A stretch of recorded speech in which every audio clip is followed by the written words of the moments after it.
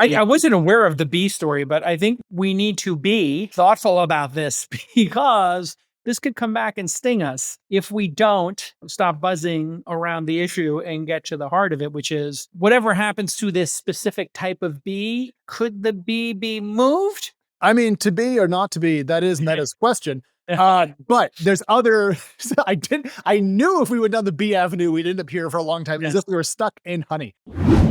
This Week in Startups is brought to you by Squarespace. Turn your idea into a new website. Go to squarespace.com/twist for a free trial. When you're ready to launch, use offer code TWIST to save 10% off your first purchase of a website or domain. OpenPhone. Create business phone numbers for you and your team that work through an app on your smartphone or desktop. Twist listeners can get an extra 20% off any plan for your first 6 months at openphone.com/twist. And Lemon.io. Hire pre-vetted remote developers. Get 15% off your first 4 weeks of developer time at lemon.io/twist. All right, everybody, welcome back to This Week in Startups. With me again, Alex Wilhelm. How was your weekend, sir? You know, Jason, my weekend was actually very rough. I'm not going to lie. Our newborn is going through a period of colic. Oh. And so going to work today has actually been lovely. It's been a respite from just for you. This weekend was really hard. I'm not going to lie. Oh, man, I am so sorry. Well, here's the thing. This since you have an older one, is that it gets easier and easier. And you forgot, didn't you, how hard it is? I think you forgot between the first and the second. I think this one is, so when it started off, our new baby was easier than our first baby. And now she's definitely harder. So it's kind of a mixed bag, but apparently colic peaks at around 3 months. So it'll get easier in a bit. I'm just glad to be back at work. Yeah. Well, I hope mom's doing well. Good luck to the baby. It's part of growing up. You'll get through it. It is. You'll just have a lack of sleep, but don't worry. I will carry the show today. We've got a full docket. I've been there, my man. I'm 8 years removed from it. My youngest are 8-year-old twins. Yeah. And it's so great to see all of the live viewers. For people who don't know, Alex and I decided we would do this show live. So if you go to Twitter/X and you follow TWI Startups, or you go to YouTube and you follow the show on YouTube, you can watch the show live Monday, Wednesday, and Fridays, 12 Central Time, which is 1 p.m. Alex time, also known as Eastern Time, yes, sir. 10 a.m. Pacific Time, known as Silicon Valley Time. So 10, 12, 1, whatever your jam is, join us. And if you're hearing this on the podcast stream, you're going to get the same show, except we clean it up a little bit in post-production. So if you watch it live, we stumble when we try to pull things up, but it's kind of fun. It's like watching a little bit of CNBC. We're going to lock in next year to Monday, Wednesday, Friday shows. And we're getting close now, aren't we, Alex? We're getting close. We're getting very close. In fact, we're doing, I think, more shows right now than we have all year. And I got to say, humming along, having a lot of fun. And I think today, Jason, we can provide people with a little bit of a respite from the other thing that's going on tomorrow. Oh, right. Tomorrow is the election. Yeah. I've spent the weekend for the last 2 weeks, I've been trying to understand, and we'll leave this in the show because I think it's important for all Americans to understand election security in America, what could be better. Sure. And what the reality is, and what you're going to see for the next week or two, and hopefully not much longer than that. There's a bunch of people arguing, fighting, sharing media about how insecure our elections are. And I take this as a positive, Alex, because we have so much scrutiny on the 50 different disparate systems, also known as our states. It's basically resulting in the election system getting tighter and better every year. 35 out of 50 states have voter ID laws, watermarked ballots, and are essentially impossible to game at scale. And that's the important caveat here. If you are worried about the national election for your candidate, whoever you got, and it's 50-50 right now, respect to everybody for their choices. Even if I might disagree with one of them, that's America. But the good news, Alex, is even in your sleep-deprived, rough weekend state, you can cognitively understand that the lowest swing state is 13,000 votes, and that is Georgia. And to swing Georgia, would take 13,000 fake IDs, fake ballots, and some number of people to go execute against that plan. Is it possible? No. Could people cheat and do 100 or 200 or maybe even 500? Sure, I guess. But it's extremely hard to do that. And so I have been fighting the good fight online, Alex. You may have seen me on Twitter. I actually, what's funny is, Jason, I'm now associated with you in a way Right. that I haven't been before. Yeah. And so I'm catching your Twitter strays pretty Uh-huh. consistently. And you have picked the single most thankless political position and media job in the history of mankind. And I was gonna text you this, but I'll just do it live. I want to give you like 3 points Okay, for being on All In, your other show, sure. and which I would say the majority of the hosts there have one particular 100%. view, Yeah. and you have not gone along with them because you're having your own view, which I think is very respectable, but you're taking a lot of flack for it from, I think, every single side, because some people think you're a squish on the right or you're too conservative for the left, and it seems that you don't have that many friends and allies. So No. I'll say it. 10 points, Jason, for sticking to your guns. I literally have the left telling me that I'm a sellout for the right, and I have the right telling me that I have Trump derangement syndrome, which to me is the greatest compliment ever because I believe that both parties have been hijacked by the fringes. I think that's pretty obvious. And I don't like either candidate. I'm sorry. I'm going to just stick to my guns. I don't like either candidate. I don't like how either party's behaving. And I do think America will survive either candidate. For me, the number one issue is the spending. And I guarantee you, Alex, if you want to make a bet, Mm, let's see if you'll take this bet. okay. Over or under $9 trillion more at the end of this uh term, the next 4 years, Yeah. 2025 through 2028, at this end of this next presidential term, we will have $9 trillion added to our national debt, which is basically the average of the last 2 years, which we've added about 16, 17, 18 trillion. We'll see what it winds up at. But basically, 8 to 9 trillion is what each president has done in the past two. I think we will be sitting here in 4 years with 9 trillion more in national debt. You take the over or the under. I think, and I don't like this answer, I'd take the over on that one. Okay. So for me, I think we're going to wind up in the same exact situation we've been in, which Yes. is we're going to just bankrupt this country if we don't change it. And I hope the one good thing for me that could come out of a Trump win would be if Doge, the Department of Government Efficiency, actually happened. I mean, independent of how I feel about Trump, that would be an amazing thing. So I hope that happens. I hope you all vote, and I hope your vote counts. Yes. That's, I think, every American should want that for every other American. Hate to be Captain Nuance here, but I hope everybody's vote counts, and I hope you do vote. Yeah. If you don't vote, don't call, you know? I mean, take part. If you don't vote, you don't get to complain. Have No, a say and then complain, but don't not have a say and then complain. That's the only thing I can't stand. But if no, you're not this in is the right. US, you're probably saying, "Dear God, Jason and Alex, I know you're trying to keep it to a minimum, but move on." So I'm going to do that just for the sake of our European, African, Asian, and Latin American friends. So, Jason, on the show today, I have an AI generated video game. It's going to blow your mind. Okay. Then we're Great. going to talk about Nvidia being once again the most most valuable company in the world, and some notes on GPU clouds that are very interesting. Mm. Then what the hell's going on in nuclear power for AI, because it is a bit of a mess. And then finally, if we have time, I have the latest numbers from California regarding Waymo's self-driving ride growth. So quite a lot to get to.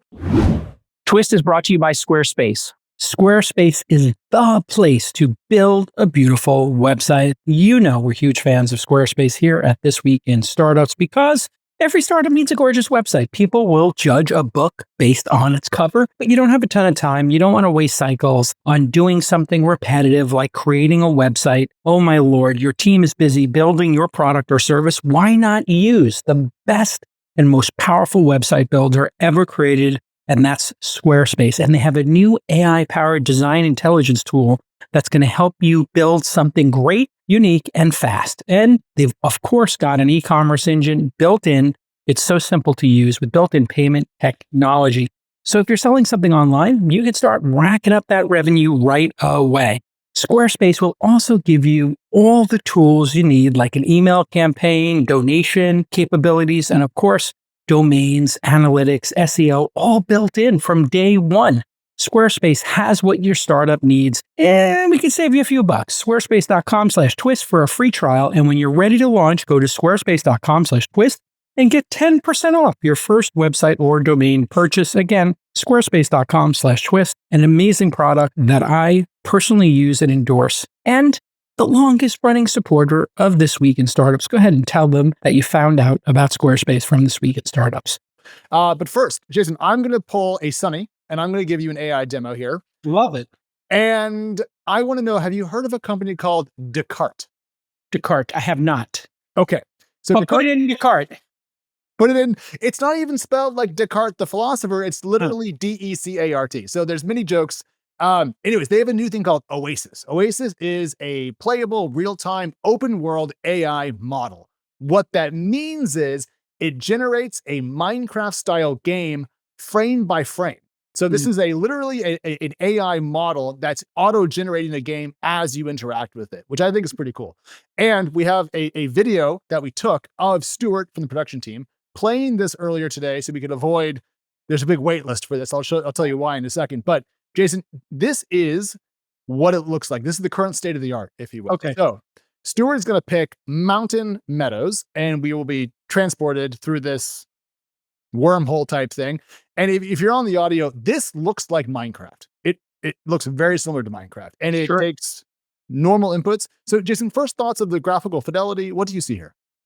Okay, so it looks like my kids are playing Minecraft on their iPads, or we're playing Doom or Quake 20 years ago, 25 years ago.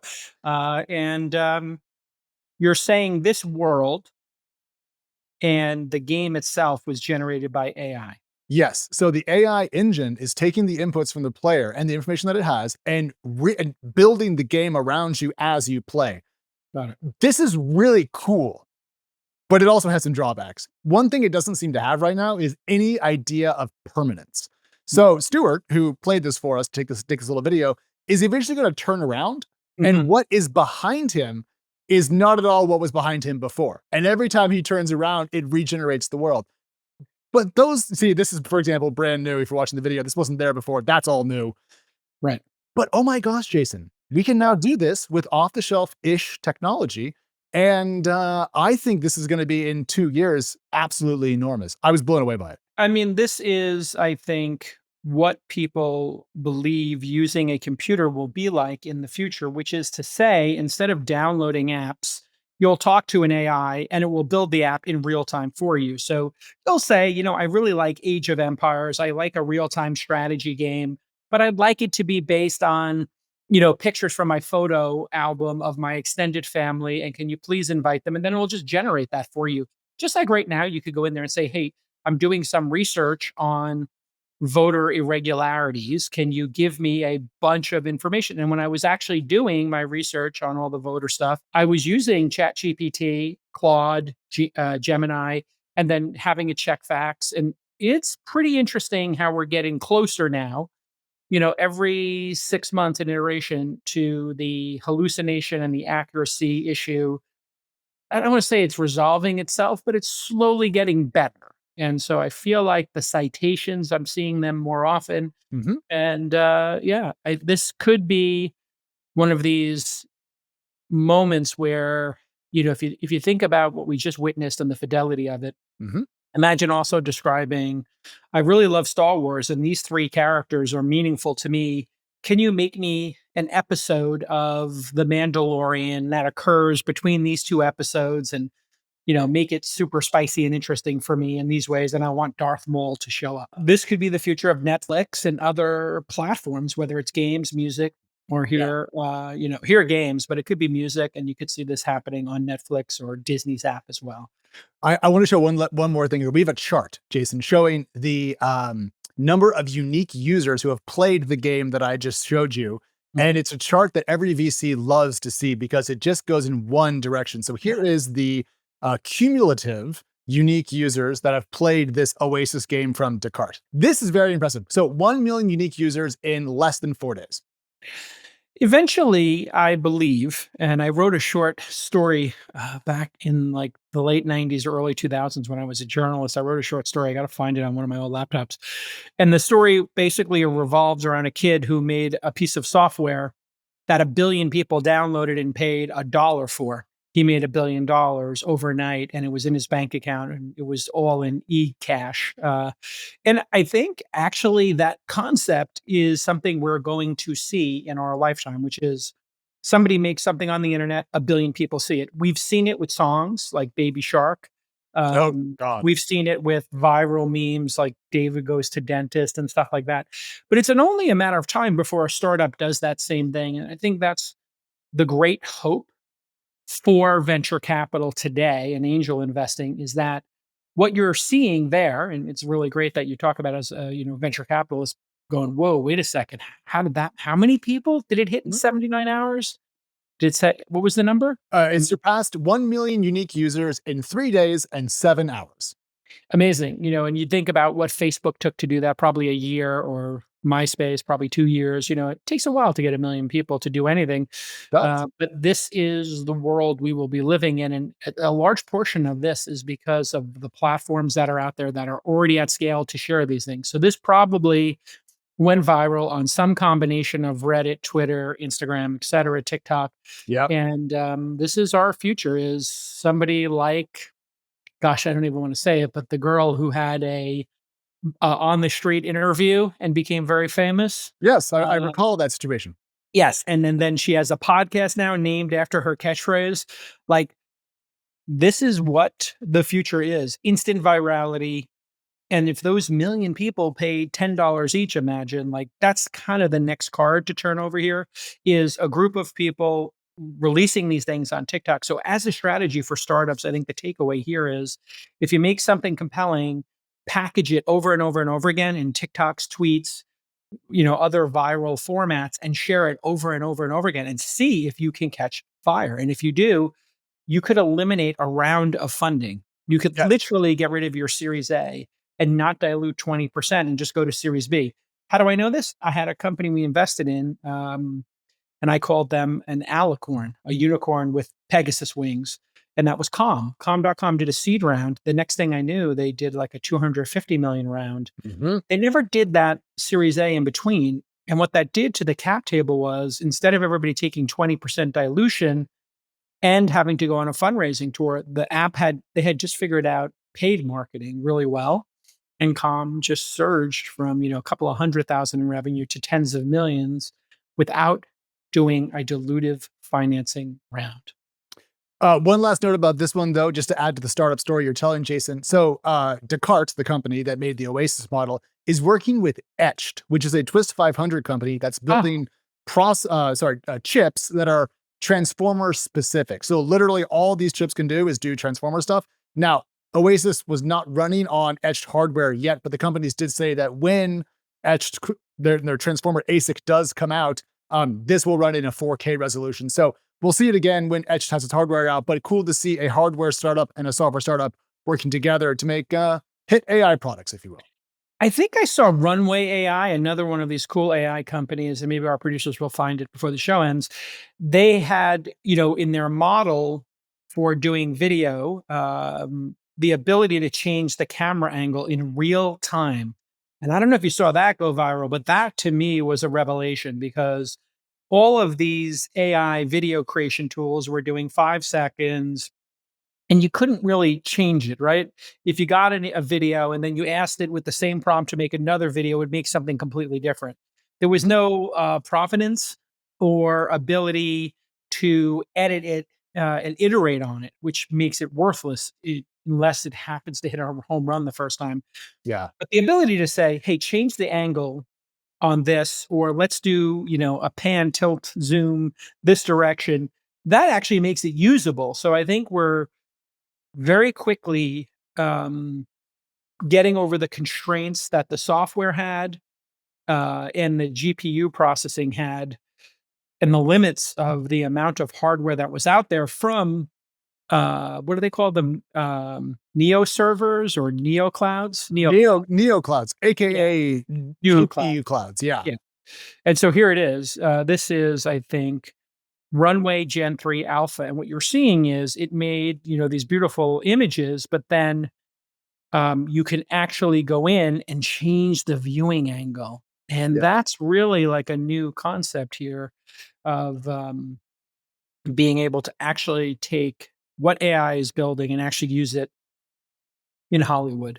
Yeah, So because I'm not impressed with these 5-second clips. Everyone's like, "Oh my gosh, look at this 5-second, clip that looks like a Marvel movie." I'm like, "Okay, cool. One, do it again, have some fidelity between shots, and actually stitch things together." That's what I've been waiting for. So I hope this is a movement in that direction because, in theory, I do want to be able to say, make me a Marvel movie, but with myself as Captain America because I'm so handsome and strong. founders know that every missed call is a missed opportunity. Customers don't want to wait. They will call someone else if you don't pick up.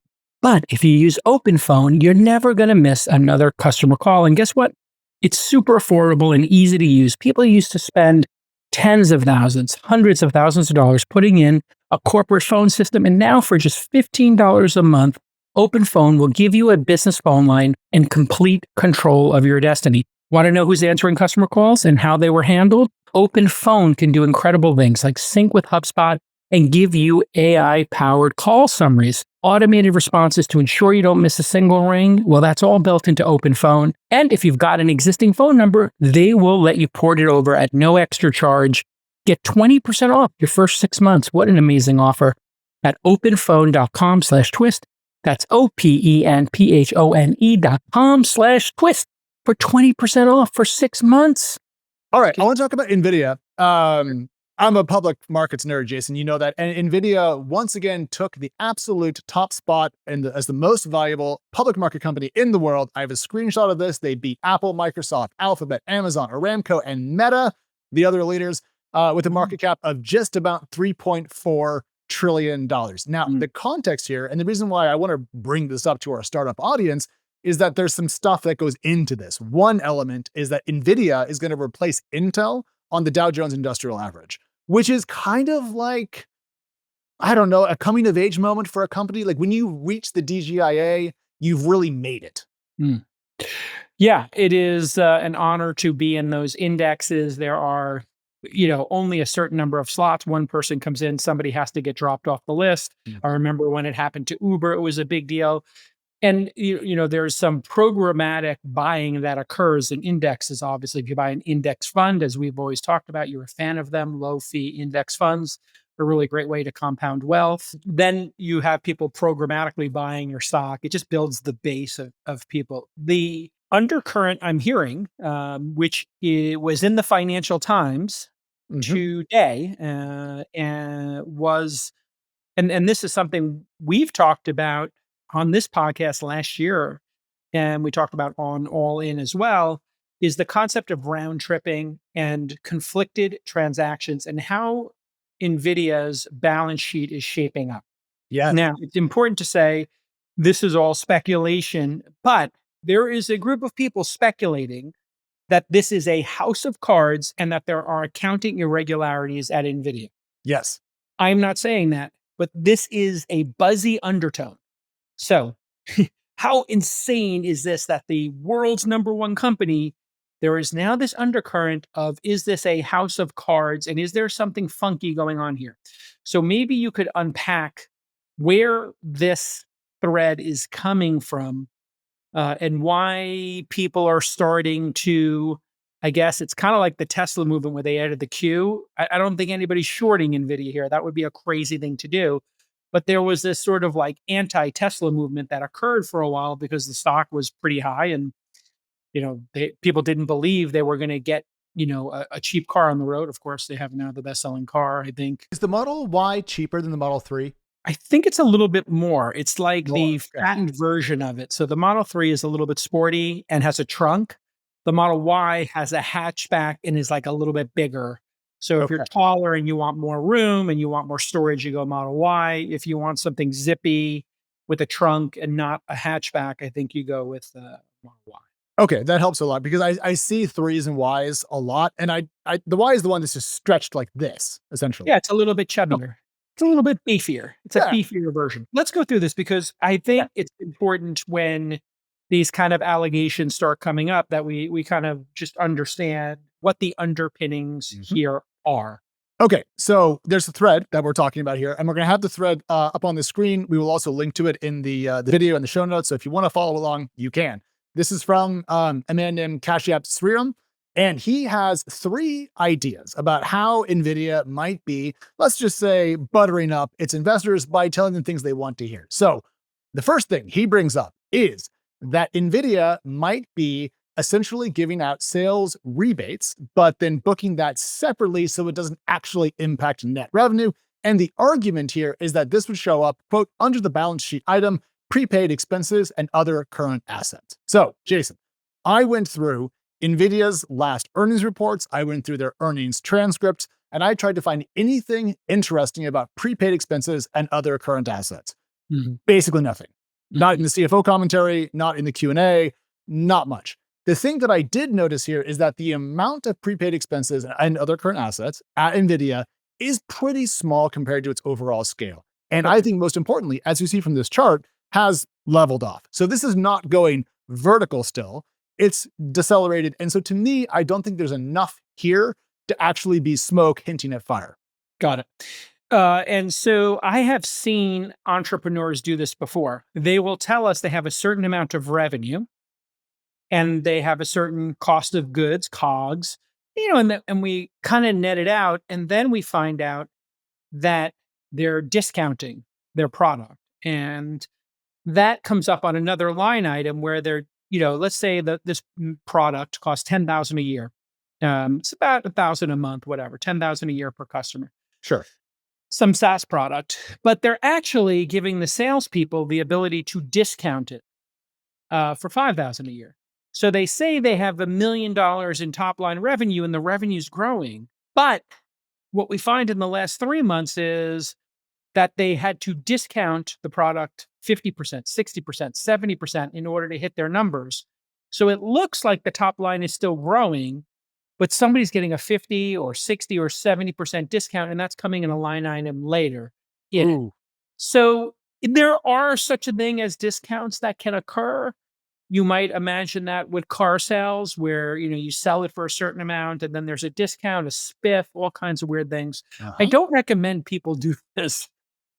Just sell your product, whatever you sell it for. Don't play games with hiding discounts in other places because it creates the appearance of impropriety. And what I learned early in my career is the appearance of impropriety will, like we talked about with this Minecraft game Decart is making, the same way that can go viral, here you could have round-tripping allegations or discounting go viral, which is what's happening right now.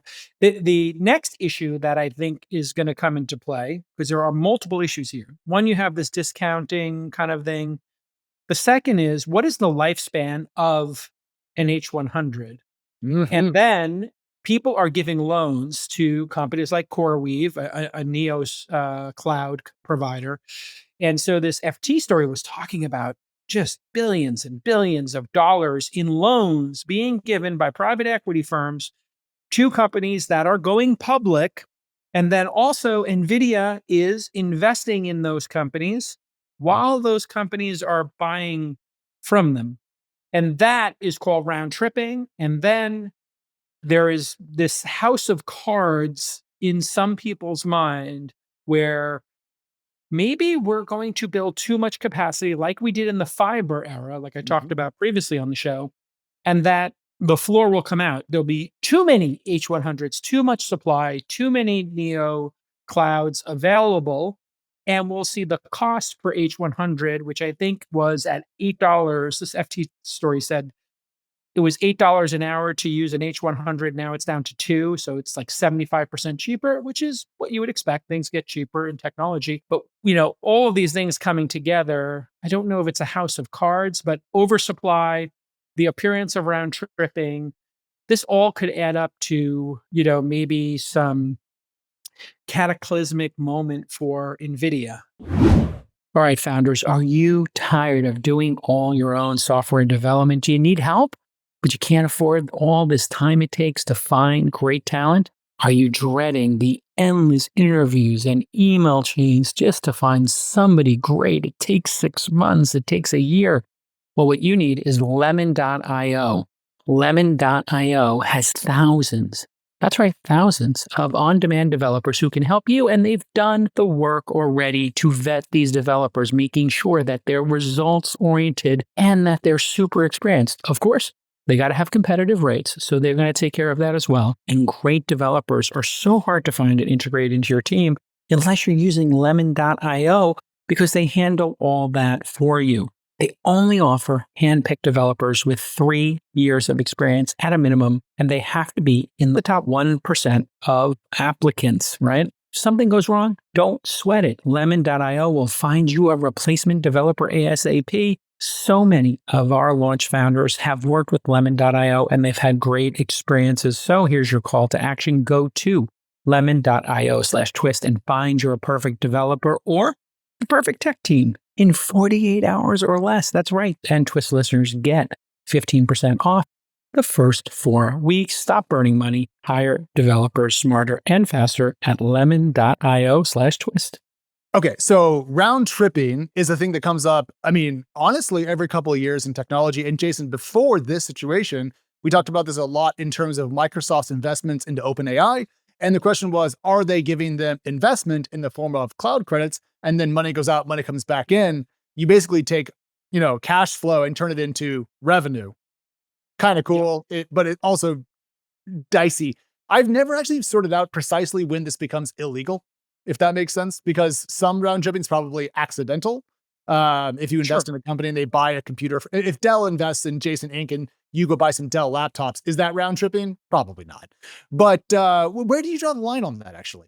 I would say the way you would draw the line on it is the scale. Does the scale hit anything material? And so let's take the OpenAI example. Let's say Microsoft invests 10 billion in cash in OpenAI. Okay. Okay, so now they have 10 billion sitting in their bank accounts. And then OpenAI proceeds to buy 5 billion in cloud credits from Microsoft in the next year, and then another 5 billion the year after that. Okay, so now you've got billions of dollars going back and forth between bank accounts. If this was done in a coordinated way, it would be illegal. So if I said to you, like, you have no need for this cloud, but I want you to do it anyway, that's, if it's not needed and necessary, then it definitely doesn't pass the sniff test. I know this because there was a certain accelerator, which I won't name because they constantly like to pretend they're being bullied, even though they're the number one accelerator. There was a strategy inside this accelerator where the founders would buy each other's software to rank their cohorts. So imagine you have 200 or 300 companies and 20 or 30 of them agree to buy each other's software for the year and do it in a coordinated fashion. You buy my SaaS software, I buy yours. And now do it 10 times and all of a sudden things grow. This is easily found out by investors because we always ask during our diligence, tell us your top 5 clients, Right. where you source them. We'll have them literally, we'll ask a founder to put this in a Google sheet and we train our founders to do it. Hey, tell us about your 5 largest clients by dollar amount. Tell us by the 5 largest by engagement. In other words, how many people are using the software every day? And put it in a Google sheet. Tell us how you source them, when they started paying and how much they've paid every month and to date. And and also put the contracts that you have with those folks in a drive. This is called due diligence. Startups, when they become past the seed and angel stage, will be required to do this. And seed investors putting in anything, let's call it above 250 or 500, will start a diligence process. Why will they start a diligence process? Because they are investing OPM, other people's money. When you invest other people's money, you're what's called a fiduciary, and you have to do due diligence. You have a fiduciary responsibility to do that. So don't get upset if, like, a VC asks you for your diligence folder. They have to make sure that they're not investing in FTX and Theranos. And if you watch those examples, people did not do diligence. They basically just said, other people did diligence, I'll skip mine. Uh-huh. And then there are some nefarious founders who say, you don't need to do diligence, somebody else did it. That's the major red flag. Hey, if somebody else did diligence, you don't have to. Not a good approach to life. And so if you were in the same example of OpenAI and Microsoft, Mhm. Microsoft invests 10 billion, 9 billion of it goes to salaries, marketing, whatever investment, and 1 billion of it, 10% goes back to Microsoft, and Microsoft's cloud business is 50 billion. So it's but 2% of Microsoft's revenue. Yes. It's 10% of the amount invested. You would be like, okay, pass this as a sniff test. If it was 5% or 10% of Microsoft's and they did that same technique 5 times, then you'd start going, huh. And I think the challenge is Nvidia has invested in multiple companies now. And that's where I think they're going to get either investigated if they haven't been already, or somebody's going to come in and do diligence. And it's just not worth it. They should, if they really feel they should be investing, they should give money to a venture capital firm that's dedicated to AI, take a former employee of NVIDIA and start a venture firm that's a spin out Uh-huh. where you put money in and they make the decisions outside of people buying H100s.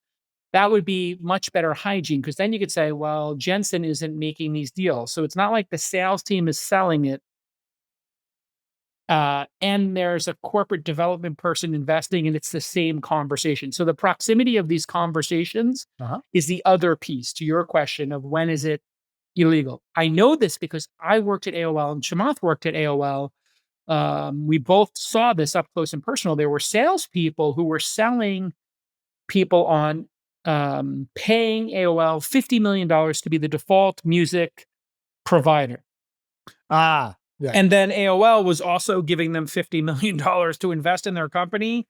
And this round tripping scandal, you can type in AOL round tripping scandal and find out all about this, resulted in, I believe, people going to jail and a bunch of sanctions. It didn't make its way all the way to the top. And this is where a sales team and incentives matter. If the sales team, runs amok like this and they start trying to hit sales numbers and they get commissions, they will rightfully do whatever it takes to hit that incentive. And this is where management needs to be on top of things and avoid the appearance of impropriety. Okay. So a couple thoughts about this in the case of NVIDIA. One, we have a chart from the same Twitter thread that we're talking about illustrating the concern here. This is round tripping in a single image. So scale, I think, does matter. And I'm glad we got to that because I don't know if the numbers in question here really add up to the potential for impropriety. Now, I do agree that CoreWeave and Lambda and the other GPU clouds that are, borrowing up to 11 billion, as the FT said, are sending material money to NVIDIA. But NVIDIA is not underwriting the debt in question. So that's actually not a round-tripping concern. I do agree there is a hygienic point to be made about NVIDIA investing in smaller companies and then having those companies purchase its hardware. But I just don't think the sums in question scale to the point of being a concern to make NVIDIA a quote-unquote house of cards. And just to make that point kind of clear, NVIDIA's biggest risk right now to me isn't a lack of financial, not hygiene per se, but just like clarity, but it's the massive dependence it has on a couple of customers. So for example, customers A, B, C, D, and E in its SEC filings, these are your Alphabets, your Microsofts, your Amazons, and so forth. Just the top 4 customers of the company in its last quarter were 25, 36, 46% of its total revenue. So Top 5 customers equal 46%. top 4 customers. 4 customers equal. Yeah. So, yeah, you have to ask yourself at some point, do they have enough clusters to do the work they want to do? Well, XAI put together what it said was the biggest, GPU supercomputer, 100,000 H100s, and NVIDIA was very proud of this. And they were like, and they're going to double it.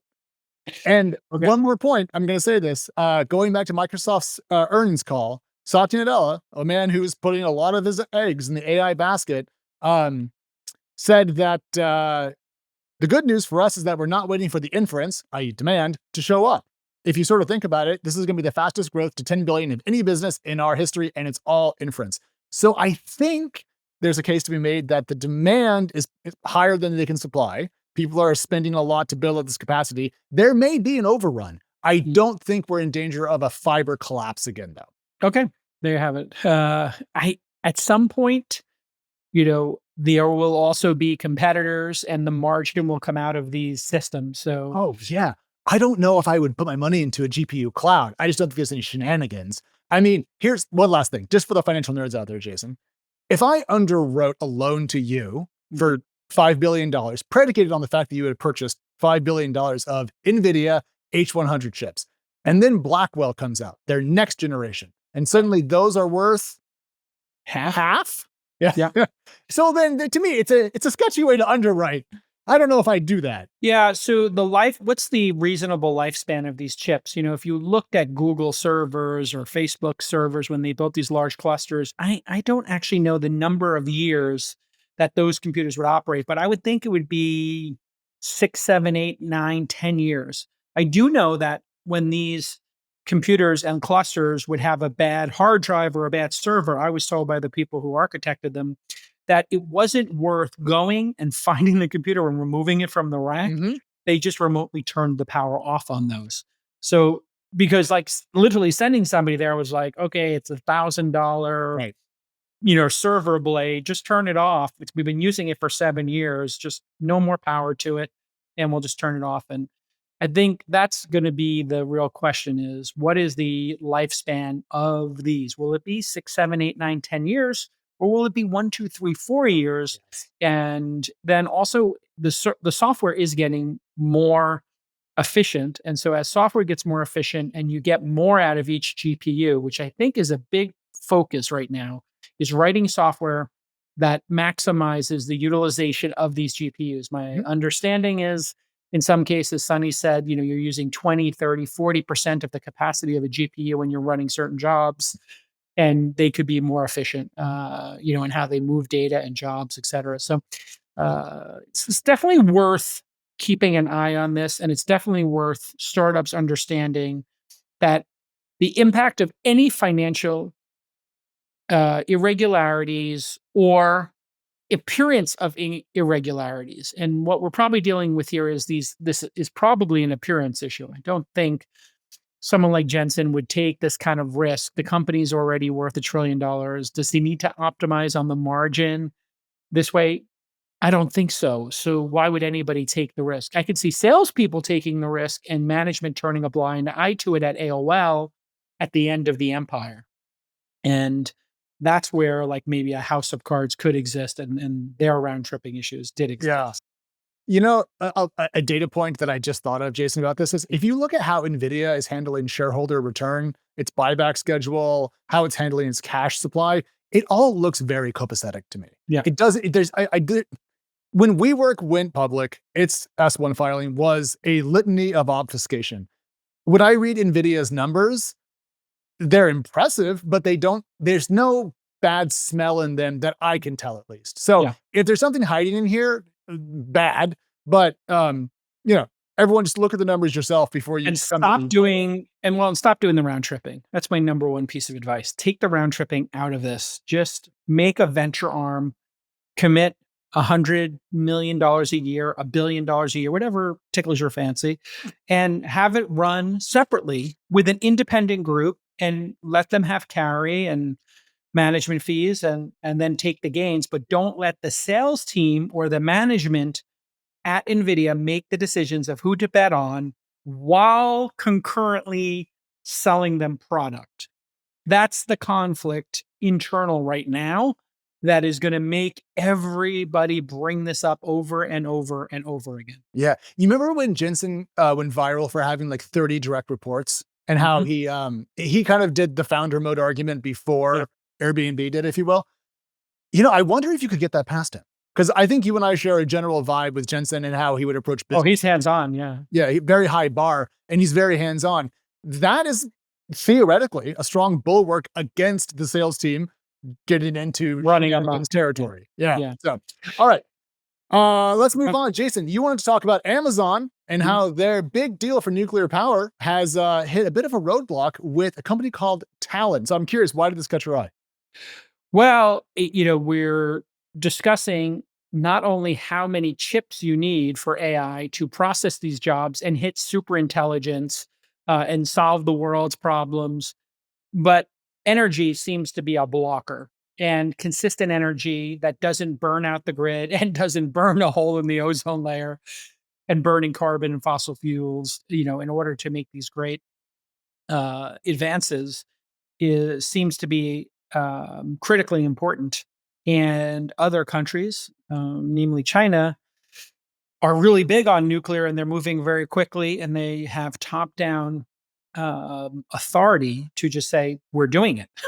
Here in the United States, you have regulatory bodies, you have citizenry, et cetera, who can have these, major debates around uh, the refiring or reopening of defunct nuclear power plants and the building of new ones. So I think the most interesting part of the nuclear story here in America is that I don't hear people saying, I don't want nuclear anymore. I don't see massive protests. And I'm actually seeing the opposite, which is people saying, hey, it'd be great if we didn't have a dependency on foreign oil and we had more consistent power. And you know what? I think we went on a complete diversion with the No Nukes concert series and the hippies saying this is not clean power and it's unsafe because of Fukushima, Chernobyl, and 3 Mile Island, Yeah. which in total had under 100 deaths associated directly with the meltdowns that occurred in those emergencies, however we would frame them. That to me feels like a sea change, but now there seems to be a blocker here. And maybe you could explain the thinking behind the blocker to Microsoft buying basically energy from a nuclear power plant. Okay, so there's two stories that came out in the last couple of days about this. The first one was that Meta, they had some plans to build an AI data center that was going to run on nuclear power, and it appears to have been thwarted because there is a very rare type of bee on that land. A bee, like as in an insect, a bee. A rare species of bee. Yes, the insect that goes bzz and flies around and stings you. Okay. Now, I don't want to pick the endangered species fight, but I'm going to move us on to the Amazon story.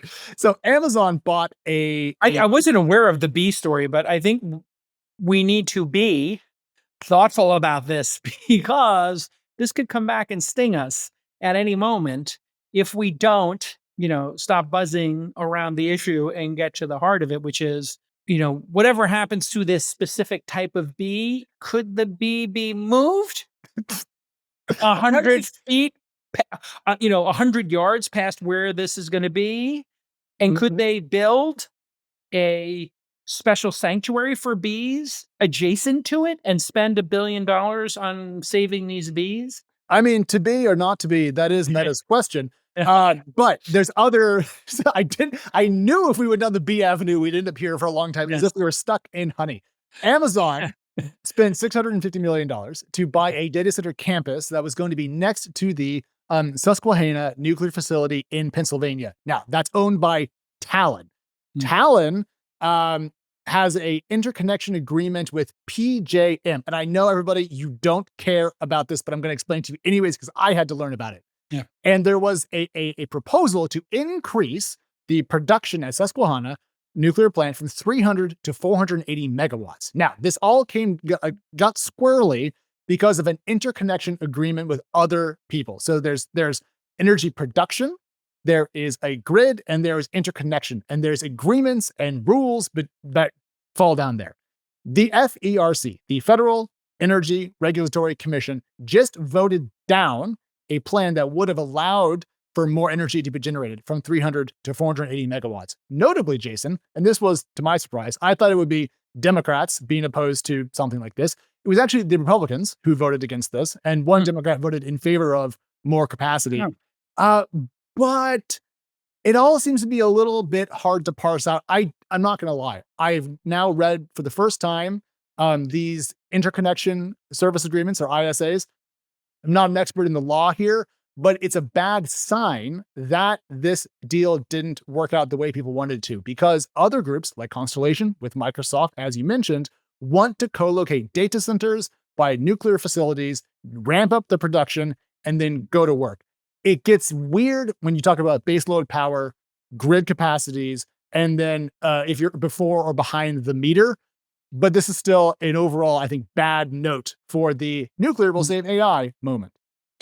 Yeah, we're going to need to get some leadership here to explain to the local regulatory bodies that if we don't allow this type of arrangement where nuclear and data centers come together, we're probably going to fall behind in the AI race to China and other places where they will allow this to occur. Now, I do wonder if we could accomplish what people want to accomplish with nuclear by going into the desert, putting a lot of solar and a lot of batteries, which would be a lot, obviously, and trying to do the same thing with renewables and batteries. I don't know if I'm it's possible, but if anybody could do it, it would be Elon, and we'll see. Yeah, Well, I'm very that's optimistic about that, but with some variations. Because one, I like solar, I like power walls. Give me a big battery pack, I'll high five you. A company that we also have in the Twist 500 is called Exowatt, and they're doing solar lenses versus solar panels, and they're doing heat-based storage instead of electricity-based storage, Mhm. which apparently has a lot of industrial applications. So I'll take my solar panels along with my solar lenses and my lithium ion next to my iron batteries, next to my, heat batteries. I like all of the above. But Yeah, that includes nuclear. And so I'm yeah, just disappointed that here we are seeing what seems to me to be a very technical conversation about grid load and who pays for interconnection and just some technical things that we should be able to get past to prevent what would be a co-located data center by a effectively zero carbon power mm, source. I mean, guys, this is what we want. We should yeah. be fighting to make it happen, not pissing and moaning about interconnection. I mean, and burning natural gas and coal seems like a not great solution to this problem. The good news is, one of the things I found is when in business is when there is a big prize, all of a sudden people get very creative because there's a big prize and a lot of money at stake. And that is what I suspect will happen here is people with very big pockets like Microsoft or OpenAI or XAI or Apple, Google, Alphabet, Meta, because they have so much money, because they have lobbyists, because they have lawyers, they're going to be able to fight this fight Mhm. on behalf of people like American citizens who could never mobilize to fight this.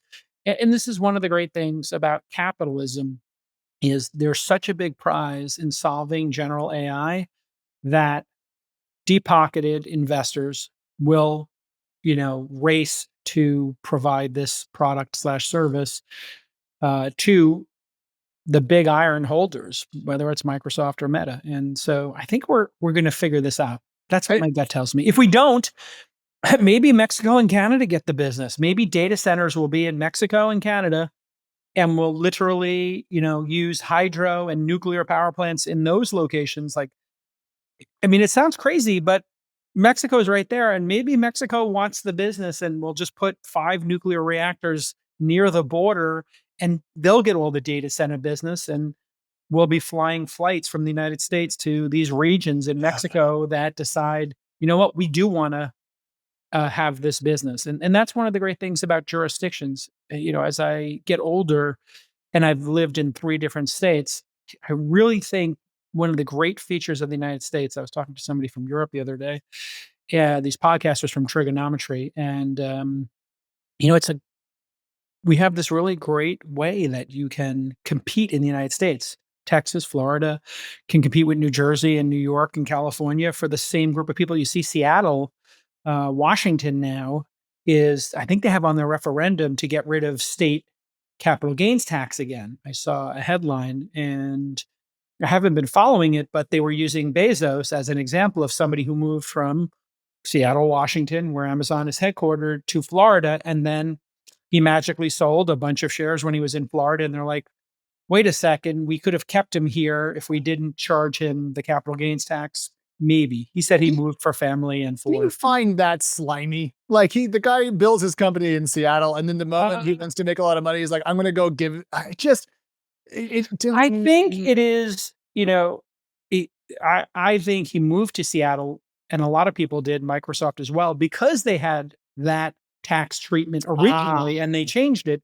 So, I think what's going to make people competitive in the United States is if you uh, if you overcharge or you take away people's rights. Well, you have both of these things occurring concurrently in some jurisdictions. People are going to have to. People will make the bet of their attention, and the greatest attention is where you domicile yourself and your businesses based Absolutely. upon how that jurisdiction treats you, whether it's safety and security, or it's tax treatment, or education systems, or some combination of it, or bodily autonomy, as we've seen in Iowa and Texas, right? Some people are literally, I know some technology companies that are having a hard time getting people to come to Texas because there are questions about abortion. Yeah. And can you get one if you needed to get one? Well, I love the competition among states for people's custom, business or whatever. And my beef with someone leaving their state is just that it feels to me a little bit like disloyal. But then again, capitalism is competitive, so maybe I'm overthinking it. I don't want to get too caught up in the nuance of intrastate tax policy. But I just want to say, talking about Canada and Mexico picking up business that we might not want in the US for one reason or another. I just want a really big United States. Why can't we just like take Canada, right? And just tuck it in and get like 6 more states. And then we'll have the 56 states, add Puerto Rico, 57. And then we'll have like big America. How cool would that be? I would love to see a president propose uh, making additional cities, which I've been a fan of because we have so much land here. And I think somebody got Trump to say that was a good idea as well. Like, make a new city. Like, that's what China does. They are just like, we need a new city. Let's pop one up. We have the resources to do that. We have the land to do it. Why not pop up a new city from scratch, from first principles? And yeah, why not try to buy some land and create a 51st, 52nd, 55th, state if people want to be part of the United States. Maybe Puerto Rico wants to be part of the United States officially and be the 51st state. I'm here for it. Oh yeah, no, I'm totally in favor of it. All right, guys, that's the AI power story. It's going to be a recurring event. This is why, for example, why SMRs, small modular reactors, are in the news, and all SMR startups are doing well because everyone's desperate for power. But let's move on and talk about our favorite thing in the world, Jason, which is self-driving cars, because I Oh, have some here we good go. news for you and me. Can we get this tweet up on the screen, guys? Nat Bullard found this data before I did, so I want to give him credit for this. Here is a chart showing the Mm, number of driverless rides that Waymo has done in California per man, month. And it's gone from 12,000 in August of 2023 to 312,000 in August of amazing. 2024. Yeah. And I went, Jason, I did the work and I went through all the filings, downloaded all the documents, found the information that we needed, and we prepared a chart showing you the Oh, progress the company's made in the last 3 months. So can we get that up on the screen, Stuart? here we go. And the headline stats are as follows. Total miles driven by Waymo self-driving cars in California in June was just over 1.1 million, 1.4 million in July, 1.8 million in August. Number of miles with passengers, 800,000 to 1.1 to 1.4 million. And this is the stat that blew my mind. The total passengers that they had in June was 291,000. By August, it was just under 500,000. So Yeah, to me, the technology is scaling. People want it. And have love you it. heard about a lot of crashes, Jason? I haven't. I mean, it's pretty clear that at low speed, in a contained environment, Waymo can do it. Now, there will be criticisms that they're using mission specialists and how much intervention is going on. But the rides are occurring, and this is Mhm. great for humanity. Young people are not going to buy cars, is my prediction, at the same rate they did. And so, everybody wants to know how I feel about Uber. Oh my God. Well, I don't own the same number of Uber shares I've always owned. That doesn't mean I don't have confidence in them, but I do think Uber will participate in this. I do think Tesla, Waymo, obviously Waymo's got a deep partnership with Uber now. The Austin and Arizona rides are going to go through Uber. Yeah. The number of rides, and we've done this, over and over again. We keep doing the back of the envelope math. This is going to take 10 years to roll out to hit 10% of rides in the US, is my estimate. Yeah. Maybe it takes 10 years to hit 15% of rides in the US. which would be an absolutely ginormous TAM and growing.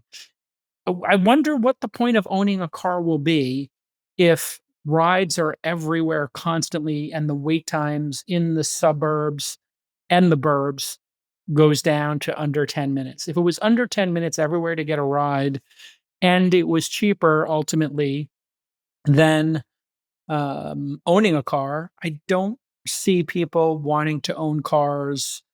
Or maybe a family that would own two or three would own one. And then Yeah. there's, so that could be how this hashes out. I own four cars. I own two collectible cars and three cars in service. So if you take the two collectibles, which I don't ride, I have three cars for a family of five. Yeah. That makes sense because I need my car and then two sets of kids going in two different directions. We need three. Mhm. But do I need my car? No. I don't drive it enough. I could be in an Uber all the time. You own one car or two in your family of We're we're a one-car family, right. and we own I keep almost buying a car, but then it's so annoying, Jason, to actually go through all the little options and the car you want's in, like, Idaho, and then you have to ship it, and then we only have 2 spots, and we have a nanny who drives, and so we have 1 car. Yes. So basically, you've come to the conclusion that getting a second car, the juice ain't worth the squeeze. You could afford to do it, Oh, sure. but the rigmarole of getting one, ensuring it, maintaining it is greater. Again, the juice ain't worth the squeeze, is what a lot of people will come to the conclusion on. And so I think this is going to be also good. People forget this, but one of the reasons we really liked, what did we call it when people shared the sharing economy? We had a buzzword for the sharing economy. Well, I thought it was the sharing economy, the gig Yeah, there was economy? another word for not crowdsourcing, but anyway, the sharing economy was a concept that startups went through like, oh, your skis, your, Co basketball. Collaborative consumption? Peer-to-peer Yeah, economy? peer to Collaborative peer. marketplace? Oh, yeah. I Sharing guess economy? sharing economy, I think, is probably the best term. The sharing economy was something people thought we would have for anything over $1,000. So a lawnmower, instead of owning a lawnmower and using it once every 2 weeks, the idea would be you would come to my garage, take mine, and we would rent them. It we're so um, we have so much abundance in the United States in the Western world writ large. You kind of don't need to do that. But if it becomes easier and the lawnmower comes to you, and it's crazy to say this, but I was driving through one of the communities here in Austin, Texas, and I saw not one but two robotic lawnmowers, Yeah. two different homes with robotic lawnmowers, and I just thought to myself, well, there's no reason that one lawnmower, which goes out every week and trims somebody's lawn, couldn't do the other 10 lawns. So why are 10 people buying these? It makes no sense. It's not good for the environment and it's wasteful. Why not just have it hop the fence and go to everybody else's yard? Same thing with internet connections. I've always wondered why people don't share them more often. I guess privacy is one of the reasons, but like Yeah. if one person were to buy an internet connection for their apartment, why don't five people share it and split the bill? I Oh, guess it's I such know a why. It's well, because someone's gonna start torrenting half the internet and then uploading half the internet and then blow got the it. connection out. I think Trust, privacy. the tragedy of the commons. Yeah. It's another way of saying that. Mm. I am a big fan of the sharing economy in theory, other than the fact that I just don't have a lot of time. And Mm. so the amount of money I could get for renting out my backyard to a dog company or renting out my child's cool car that we push her behind because all the kids want to ride on it. It's not enough money for me to care about. And Yes. that's the thing.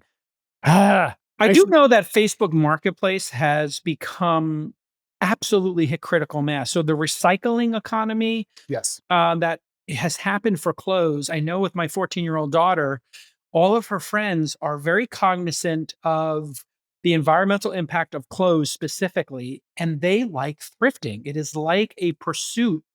And they don't like it just to save money. They like the act of going to a thrifting store and creating outfits, and they like the idea of going online and getting things cheaper, and being able to resell stuff they have. So Facebook Marketplace seems to have really taken Craigslist and eBay. to another level of recycling of goods. I put a bunch of computers when I moved and stuff like that on the Facebook Marketplace, and Uh-huh. man, boom, they were gone same day. Yeah. Same day. People come and pick it right up. People would tell me that the only reason they're still on Facebook is for Facebook Marketplace. It is that good. And there's the buy nothing groups that are all about Mm. swapping back and forth. This is why when people are like, "Oh, no one's actually worried about climate change," I'm like, I don't know, man. Some people do take it pretty freaking seriously. But What going is wait, what is buy nothing? there are these buy nothing groups. I think it's designed to facilitate swapping or just like literally like, I have a thing. Do you want it? And it's a way to just reduce overall consumption and therefore reduce waste and so forth. Yeah. I don't take part in this because I buy so much stuff.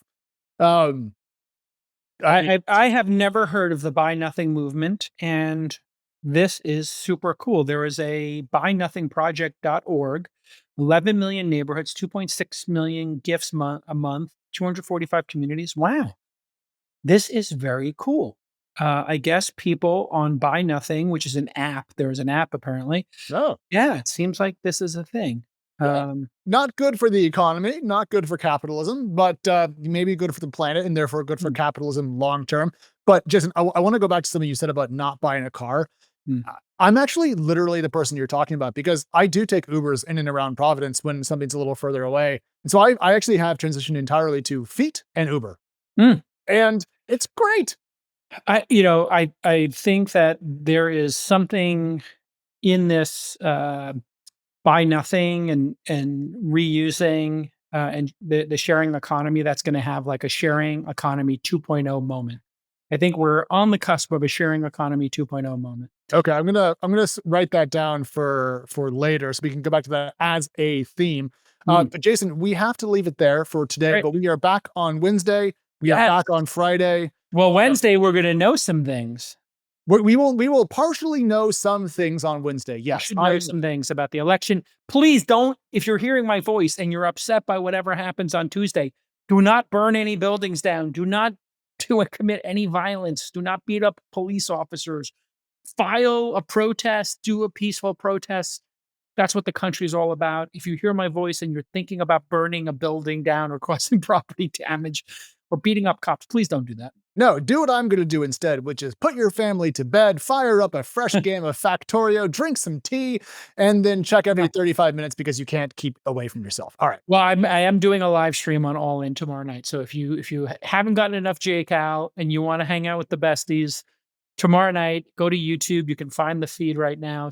There's literally like 30 lunatics already in the chat of the live stream. You know how some people will hang out in a live stream before? Oh, I know. There's Okay. like 30 people arguing, and Jake House got TDS, and oh my God, Trump's a Hitler. So you can, if you really want to get into it, please go to the All In live stream right now. I And I'm gonna decline that as I've declined invitations locally to participate in election watching ceremonies because I cannot imagine something worse than that. Like, can you imagine?